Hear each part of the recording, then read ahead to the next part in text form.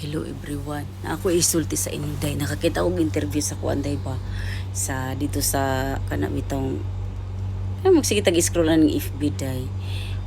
Tapos mao ditong namatay si Rene day kay resulta day ito siya sa kanang hazing.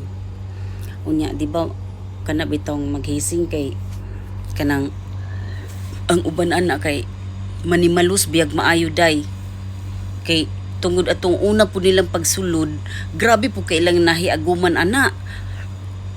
Parang magpatay og kanang ahas ang pagbunal ana maghizing day. Nya kapila na day 50 or 100 kapalo day nya. Puli-pulihan ang nilag palo. Si Rini kay pagpalo day ato naigo day to ang iyang pribadong party.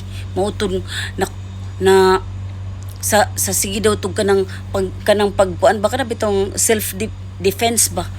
Oh, dipinsan niya sarili nga kay sakit na kayo niya. Sagasa nagpalong niya. Mao day itong bali pud ang iyang bukton day, ang braso day na ibalik day. Katong iyang mga kamot diri nga nang hubag, diri iyang tiil. Kay bisag asa-asa gipalo sa mga piniste. Yawa mga animal, kamo na lang na nga. Sa swerte lang kay mo natigok atong pag-apil ninyo ng hazing oy mga animal mo eh. Kato pa jud kaluoy atong taon eh. Mao ditong pag di ba nay nakakuha og kanang video atong siyagi nga mama, di ba tungod dito sa kasakit niya nag-viral baya today. Oh unya kani di ba ang captain daw anang kuan kay sa captain nila kana si Bahay man Bisaya pud baya da si Bahay di ay. Oh wala man lang niya kaprotektahi ang iyang kanang kapwa Bisaya.